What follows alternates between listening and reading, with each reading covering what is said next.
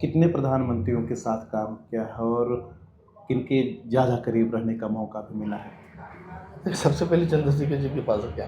हाँ। हाँ, उनके साथ में रहा, बड़ी जुझारू किस्म के थे। हाँ, बड़े अच्छा वक्ता बोलने वाले थे।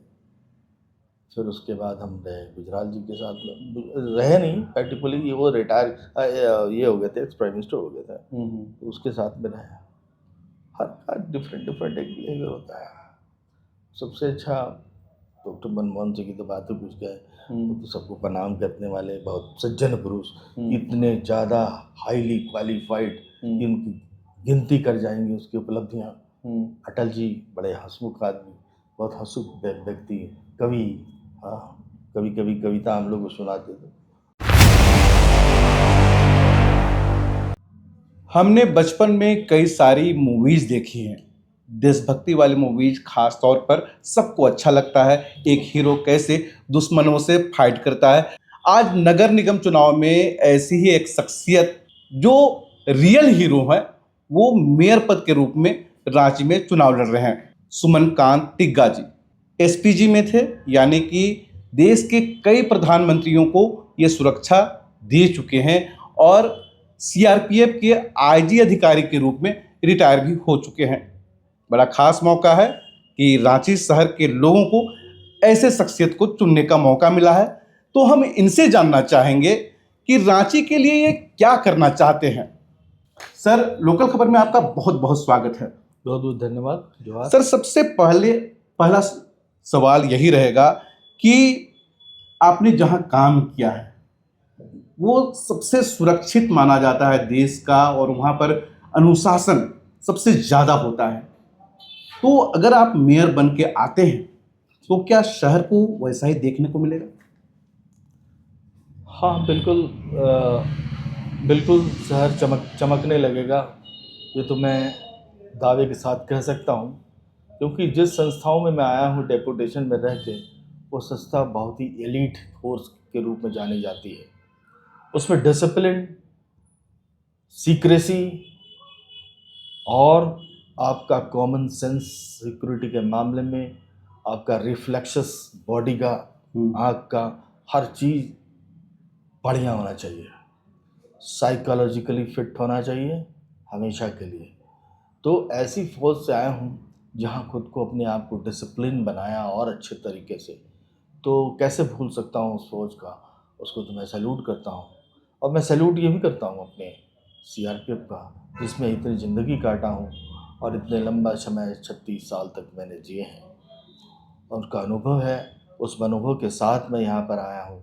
मैं चाहता हूँ नगर निगम चुनाव में मेरे को सफलता मिले, जनता देखेगी, मेरी बात को जानेगी और उसके बाद वो डिसाइड करेगी। रांची नगर निगम की सबसे बड़ी जिम्मेदारी होती है कि गंदगी दूर किया जाए, अव्यवस्था खत्म किया जाए। तो ऐसे में आपकी जीरो एरर पॉलिसी क्या होगी इसे खत्म करने के लिए? बहुत अच्छा क्वेश्चन और सटीक क्वेश्चन पूछा है आपने। उसका जवाब मेरे पास में यही है, अगर आप डिसाइडिंग फैक्टर हो या फिर आपने निर्णय ले, एक सॉलिड निर्णय ले लिया है कि हमें स्टेप ले लिया है, तो बिना कुछ सोचे समझे उस काम को अमल में लाना है। अब जैसे कोई भी चीज़ें आप देख रहे हैं, जिसको मैं रोज़ दिन देखता हूँ, आप भी रोज़ दिन देखते हैं, जनता भी बार बार देखती है, लेकिन बोलती कुछ नहीं है। आदत उनकी वैसे ही बनते जा रही है, आदतन में समा गया है, उनके जेहन में समा गया है कि कचरा है तो वहाँ पर रहेगा, क्या करोगे, चलो पैदल है। ये तो म्यूनसिपैलिटी का काम है, बस यही सोच के निकल लेते हैं। लेकिन म्यूनसिपैलिटी का काम नहीं है, ये नहीं सोचना चाहिए आपकी भी जिम्मेवारी है। जिम्मेदारी और जवाबदेही दोनों। जो आप सोते हुए को जगाएं, क्योंकि आप यहाँ के नागरिक हैं, आप पैसा दे रहे हैं और उसके पैसे से यहाँ पे सारी चीज़ें की जा रही है। क्यों नहीं करेंगे आप? उसको जगाएं, आंदोलन करें, क्या फ़र्क पड़ता है उससे। लेकिन आदमी को बस वही होता है कि धीरे धीरे हम चलते रहें और सोचते रहें ज़िंदगी ऐसे ही पी जाएगी। नहीं सोचना चाहिए, आदमी को लड़ना चाहिए, मैं तो ये कहता हूँ। और लड़ने का आदत मेरी बचपन से है, अपने आप से लड़ता हूँ, बाकी से लड़ता हूँ। मैं चाहता हूँ कि अच्छी चीज़ें दिखाऊँ, अच्छा चीज़ लाऊँ। ये मैं गारंटी देता हूँ उसके लिए। सर, रांची नगर निगम में मेयर पद के लिए कई सारे प्रत्याशी हैं, कई सोशल वर्कर हैं, कई राजनीति से जुड़े हुए हैं। आप सीधे एडमिनिस्ट्रेशन से आए हैं, वो भी पूरे नेशनल लेवल पर, और काम करने का जो तजुर्बा है इंटरनेशनल है। तो ऐसे में आपने आज प्रसार यहाँ कर रहे हैं, कैसा अनुभव देखने को मिल रहा है? आपने आज बाइक रैली भी निकाली थी, बहुत सारे युवा शामिल हुए थे। तो यहाँ रांची शहर के डेवलपमेंट के लिए युवाओं को और खासकर महिलाओं को कैसे जोड़ेंगे? बहुत अच्छी बात कही आपने। देखिए, युवा और महिलाएं ये दोनों मेजर रोल अदा करती हैं, क्योंकि वो घरेलू वाइफ भी होती है, काम करने वाली भी आती है और आवाज़ उठाने वाली भी होती है। युवा में अगर जोश पैदा कर दिया जाए, युवा में जोश होगा तभी तो काम करेंगे, तभी तो वो आपकी मांग को रखेंगे, आपके साथ चलेंगे। तो आज जो रोड शो था उसमें युवाओं को बहुत जोश था, जिससे अचानक से जुड़ते चले गए लोग, अचानक से जुड़ते चले गए और इतनी लंबी यात्रा हो गई, वो मतलब लंबा झूम चल गया। मैं सोच रहा था, दिन भर पलट कर देखता था और हाथ उठाता था, जोर से आवाज़ आती थी, सुमंतिका जिंदाबाद। तो मेरे को एक शक्ति मिल रही थी, जोश मिल रहा था कि मैं भी जो ऐसा ही हुआ था तो ऐसे ही जोश से काम करता था। तो जोश से काम करेंगे हम बिल्कुल, और युवाओं का साथ रहेगा, हमारी महिलाओं का साथ रहेगा।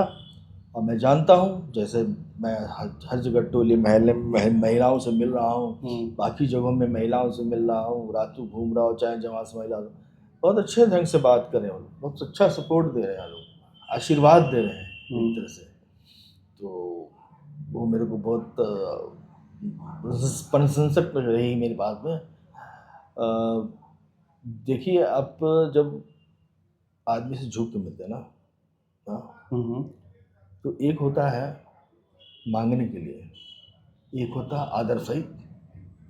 मैं आदर सहित झुक रहा हूँ, ठीक है, मांगने के लिए झुक रहा हूँ भी, लेकिन आदर सहित, रिस्पेक्टफुली, क्योंकि हर आदमी, आज मैं सिविलियन हो गया हूँ, आप और हम कोई ये बड़े नहीं रहे, ना आप बड़े हुए ना मैं बड़ा हुआ, अब थे तो थे। और आज भी सरकारी नौकर हम लोग कहे जाते हैं, तो सरकारी नौकर को सरकारी नौकर की तरह काम करना चाहिए। जनता के लिए बनाया गया, आपको करना होगा। लोगों का रिस्पांस कैसा था जब आप जगह जगह पे गए बाइक रैली में, और आमतौर पर प्रचार प्रसार में जाते हैं तो लोग आपके बारे में, आपके व्यक्तित्व के बारे में जानते हैं, समझते हैं, तो उनका रिस्पांस कैसा मिल रहा है? रिस्पांस को देखा जाए तो बहुत अच्छा मिल रहा है। आज जितनी बार मैंने प्रणाम किया, जो हमारी लेडीज जा रही थी, जो भी जा रहा था, तो जवाब दी। एक बूढ़ा बाबा आशीर्वाद दिया, दूसरी बूढ़ी माँ आशीर्वाद दी, है ना, और जिनको सलाम बोला, आदाब बोला, वो लोगों ने आदाब का आदाब से दिया। हाँ, जनता को हाथ हिलाया तो उन्होंने हाथ हिला के जवाब दिया।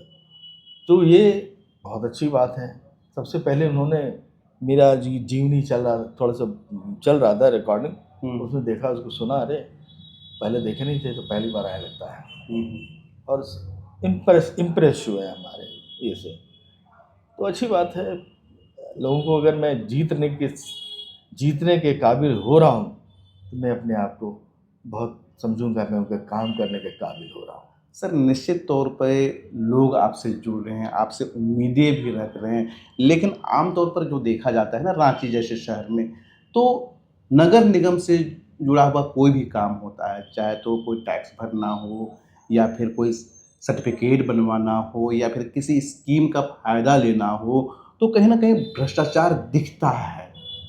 तो आप जहाँ पे काम किए हैं वहाँ तो अनुशासन टॉप लेवल का जी होता था, भ्रष्टाचार की कहीं कोई चर्चा नहीं, कोई सोच नहीं सकता था। तो क्या आप मेयर बनते हैं तो क्या यहाँ के लोगों को भी ऐसा ही कुछ देखने को मिलेगा? देखिए, हमारे यहाँ एक सिस्टम होता है, एक ऐप बनाया गया है, जिसमें उस ऐप में अपना कंप्लेंट डाल सकते हैं, ठीक है, उसमें बकायदा कंप्लेंट डाल सकते हैं। एक सप्ताह में डाला तो आपको 3 दिन के अंदर पूरा करना पड़ेगा कंप्लेंट क्यों हुआ है, हम्म, उसकी छानबीन करनी पड़ेगी। और ये कंप्लेंट खुद डीजी महोदय भी देखते हैं। आप सोचिएगा, इतनी बड़ी फौज, जो सबसे बड़ी पारामिलिट्री फोर्स है वर्ल्ड की, और उतनी बड़ी फोर्स का हर चीज़ देखना कोई मजाक बात नहीं है। हर चीज़ को समझना और हर चीज़ तक पहुंचना, ये बहुत अच्छी बात है। उस सिस्टम से आया हूँ जिस सिस्टम ने हमको बताया है कि कैसे लोगों के बात को सॉल्व करोगे, 1 to 1 सॉल्व करने की कोशिश करोगे, तो वो चीज़ मैं लाऊंगा अपना एक ऐप बना के, जिसमें जनता मेरे को भी बोलेगी, चाहे गाली देगी चाहे प्यार से बात करेगी।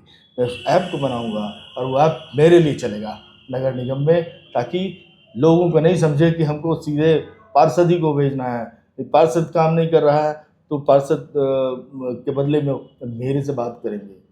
वो एक नई पहल लाऊंगा जिससे मैं जनता से पूरी तरह जुड़ जाऊंगा। तो आपकी टॉप 5 प्राथमिकताएं क्या होंगी, और अगर आप जीत कर आते हैं तो पहले 100 दिनों में क्या कुछ करना चाहेंगे? पहले 100 दिनों में तो मेरे को एक तो घूमना पड़ेगा, प्रैक्टिकली मैं हर जगह की बात देखना चाहता हूँ, और पूरे प्रॉब्लम्स जो हमारे पास में आए होंगे उन जगहों पे, और उसके बाद उसको प्रायोरिटाइज करूँगा, किसकी दयनीय सबसे ज़्यादा था, उसको कैटेगराइज करूँगा, उसी कैटेगरी के हिसाब से। क्योंकि अभी बारिश होने लगा, बारिश गर्मी के बाद बारिश होती है, जल स्तर वगैरह बढ़ जाता है, तो इस तरह से कैटेगराइज करके हर जगह का रोड बन जाएगा, प्लेन हो जाएगा, जो पुलें टूटी हुई है सब चीज़ बनाने की कोशिश करेंगे, और जितनी भी स्ट्रीट लाइट बताते हैं। दूसरा ये है कि हेल्थ सिस्टम, हमारे सोच में हर वार्ड में एक हेल्थ सेंटर होना चाहिए। हर वार्ड में हेल्थ सेंटर रहे तो बड़े बूढ़े को हम हॉस्पिटल के तुरंत ना भागे, वहाँ पर आपको सस्ती दवाई की व्यवस्था होगी, डॉक्टर बैठेगा, चेकअप कराएगा, हाँ, उसमें ज़्यादा पैसा कुछ नहीं लगेगा, नॉमिनल पैसा फी लगेगा, या फिर अगर हमारा बजट अलाउ करता है तो हम फ्री करेंगे। तो ये है 2 चीज़। दूसरी बात है कि जवानों की, हमारी यंगस्टर्स को आप देख रहे हैं ड्रग्स ले रहे हैं, ड्रग्स वगैरह में चलते जा रहे हैं।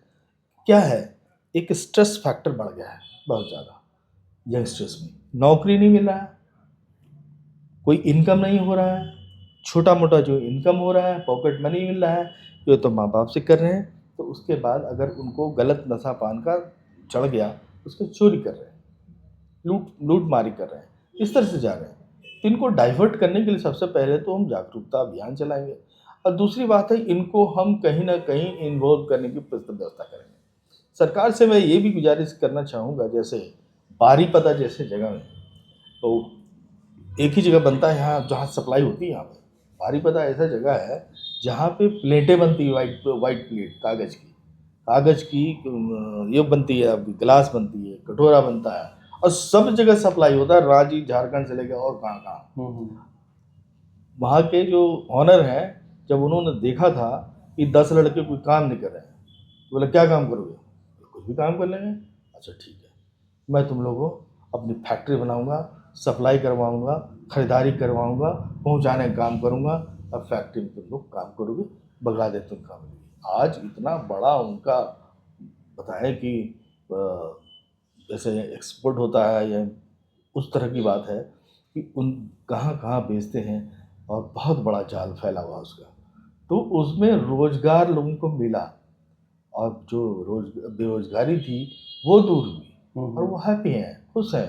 हाँ, इसी तरह की व्यवस्था हमको यहाँ कुछ ना कुछ करनी पड़ेगी जो बेरोजगारी कर रहा है। जैसे मैं स्किल डेवलपमेंट की हमेशा बात करता हूँ, जैसे कि हमने एक संस्था स्टार्ट की थी तो यहाँ आने के पहले, वो एसोसिएशन की हमारी एसोसिएशन है जिसमें हम बच्चों को प्रोत्साहित करते हैं पढ़ने के लिए, कंप्यूटर वगैरह सीखने के लिए, खेल कूद में जो आते हैं उनको हम भी, उसको भी हम ये करना चाहते हैं कि और डेवलप करें वो, और आगे बढ़ें इसमें, जिस फील्ड में। एक चीज़ है, स्कूलों में मैंने देखा, हमारे स्कूल जो नगर निगम से रिलेटेड या सरकारी स्कूल होते हैं, उसमें मैंने देखा है बच्चों का एक्चुअली भी पढ़ाई जो होता है उसको आकलन करने का तरीका ऐसा भी होना चाहिए कि आप बच्चे को पहचान करें कि किस फील्ड में बच्चे जाना चाहते हैं।